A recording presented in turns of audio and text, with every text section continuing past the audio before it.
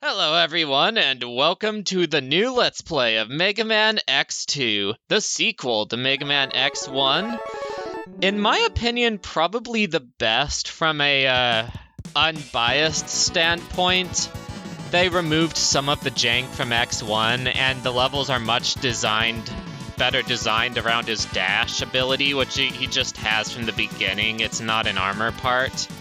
I have a little more fun with X3, but there is some jank in that one that's plain to see, so this is probably the one I'd recommend the most on the SNES trilogy, and really in general. This is about the series at its best. And joining me to enjoy this is Skyzo. How you doing? I'm doing well, and that's good news. I'm excited for this game. Indeed. And there's that new CX4 graphics chip in use. Apparently they needed that for the wireframe effects. It's very limited, but it does look interesting. Yeah. Also, yes, they were the count hunters, or counter hunters, rather than the X hunters. Once again, we are using a retranslation, and this time we really needed it, because oh boy, was the original English translation not very good. Like it's bad enough that you kind of wonder if they even bothered translating like 90% of it or just made up things on the fly. Anyways, before we dwell more on that, our very first achievement involves doing this without damage. So as you're going forward, make sure you're always pumping out those level 2 and 3 shots. To review, those will come out if you hold the shoot button for a certain length of time.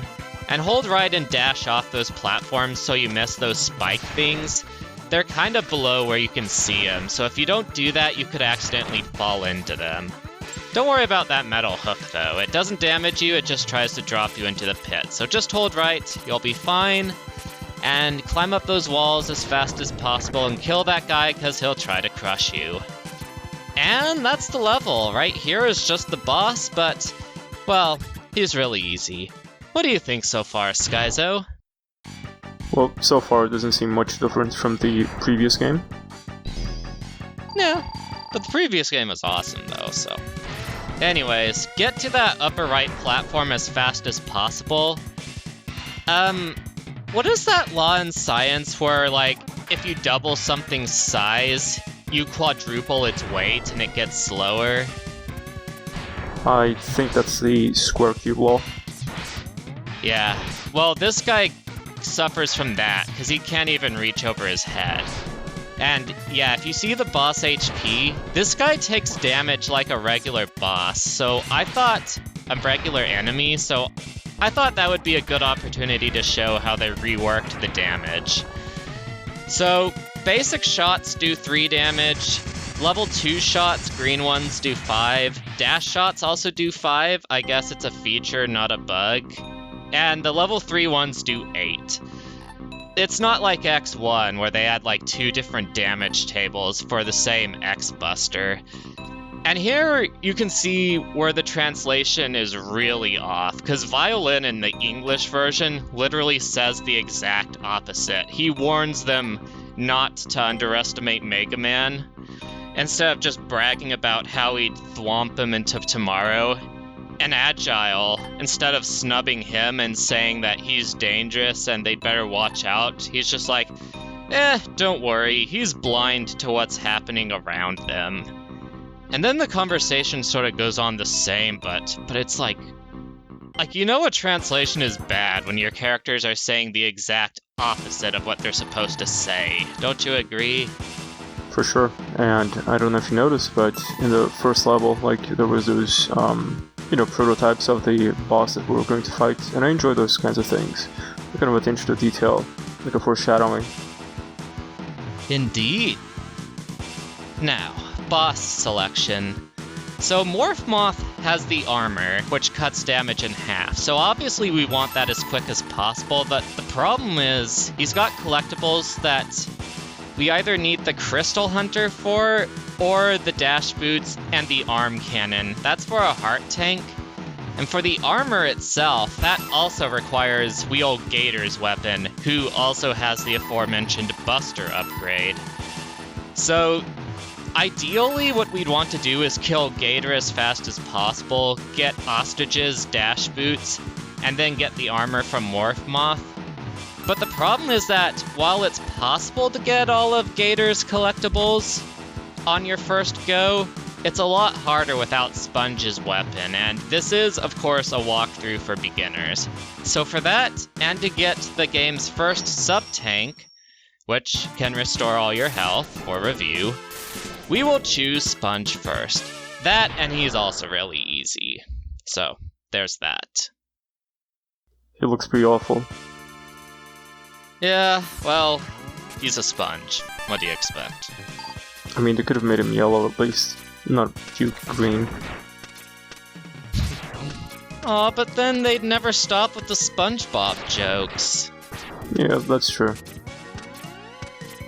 And yeah, there was a hidden heart tank, and the sub-tank is hidden behind that really tricky and dangerous jump if you want, but there are spikes, that's a little scary, so probably you want to get it more like this. The rain blows you back, so you use it to launch yourself really far, get an extra life, because why not?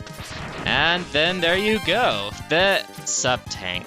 And to review, if you collect these health or energy pellets while your HP is full, the leftover is dipped into your sub-tank.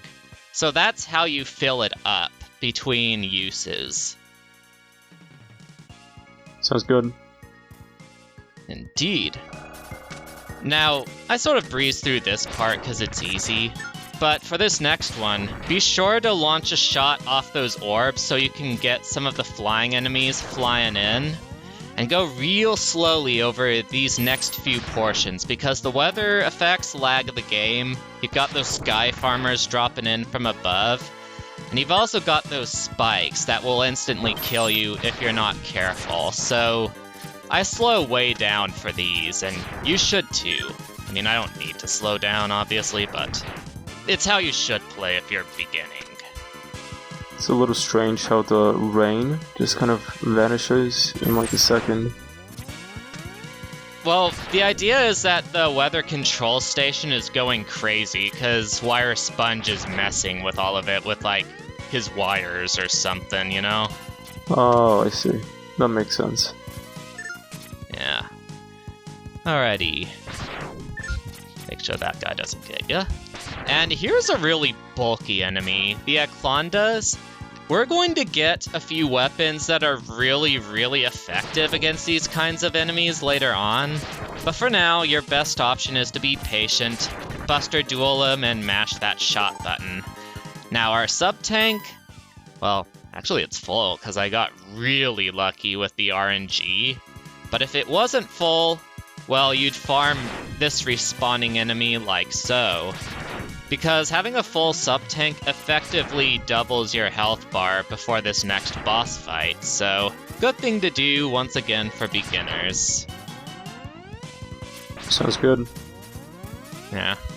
Also, you can just make do with the green shots, it's just you charge long enough that you tend to get the level 3 shots anyway, so in any case, here is our first boss fight. His pretty simple, his attacks are slow and telegraphed, and it's also a good chance to show off how bulky the bosses really are in this game. And also the fact that that swinging ability completely negates your shots, so watch out for that. But yeah, when you're dueling bosses, you either want to use their weakness weapon, or you want to use dash shots, because the dash shots are the only thing besides the level 3 shots that do 2 damage, the others just do 1. And you have to hit through invincibility frames too, which is almost a second.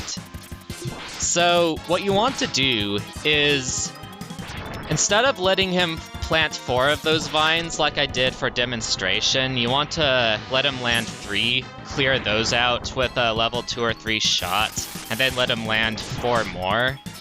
Because once he gets below 10 HP, he'll do that desperation attack where he turns red and becomes invincible. Easy to dodge, you basically just stand right next to him inside his sprite, but still, having to wait those 8 seconds is kind of annoying.